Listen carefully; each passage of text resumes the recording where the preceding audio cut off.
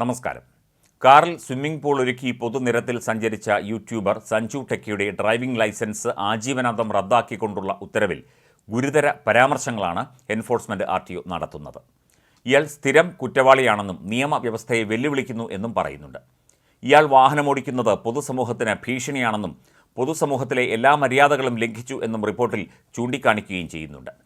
Alappuzha enforcement RTO R രമണൻ്റേതാണ് licence ആജീവനാന്തം റദ്ദാക്കിക്കൊണ്ടുള്ള ഉത്തരവ്. ഇതിൻ്റെ പകർപ്പ് സഞ്ജു ടെക്കിക്ക് നേരിട്ട് കൈമാറി. ഇയാളുടെ യൂട്യൂബ് വീഡിയോകൾ പരിശോധിച്ചതിൽ നിന്ന് നിരന്തരം മോട്ടോർ വാഹന നിയമങ്ങൾ ലംഘിച്ചതിനാലാണ് നടപടി എന്ന് RTO പറഞ്ഞു. ഇയാൾക്കെതിരെ കർശന നടപടിയെടുക്കണമെന്ന് ഹൈക്കോടതിയുടെ പരാമർശവുമുണ്ടായിരുന്നു.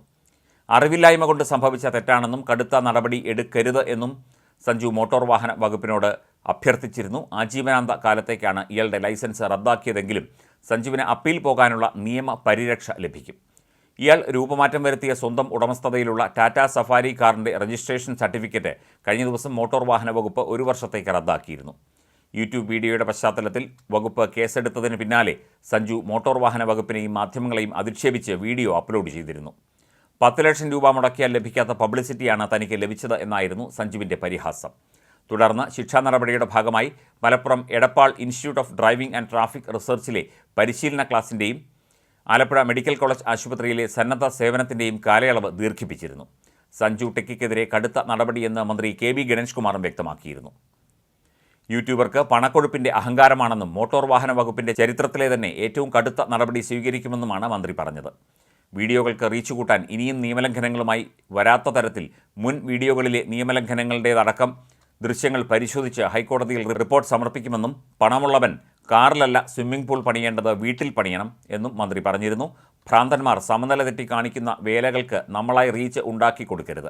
മോട്ടോർ വാഹന വകുപ്പിന് എതിരെയുള്ള വെല്ലുവിളി വേണ്ട, പഴയ കാലമല്ല ഇതെന്നുമായിരുന്നു മന്ത്രി ഗണേഷ് കുമാർ പറഞ്ഞത്.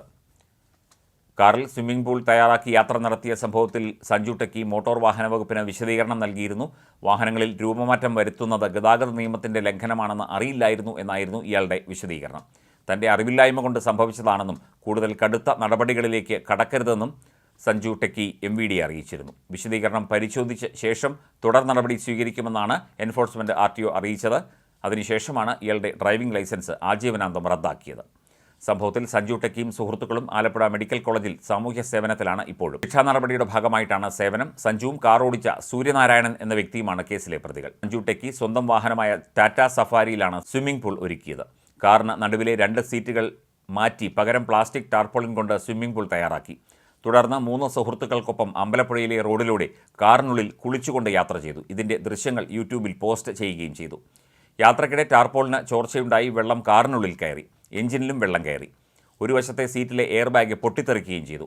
ഇതോടെ ഇവർ വെള്ളം മുഴുവൻ റോഡിലേക്ക് ഒഴുക്കിവിടുകയായിരുന്നു. യൂട്യൂബിലെ ദൃശ്യങ്ങൾ ശ്രദ്ധയിൽപ്പെട്ട RTO എൻഫോഴ്സ്മെന്റ് വിഭാഗമാണ് കാർ കസ്റ്റഡിയിലെടുത്ത് തുടർ നടപടികൾ സ്വീകരിച്ചത്.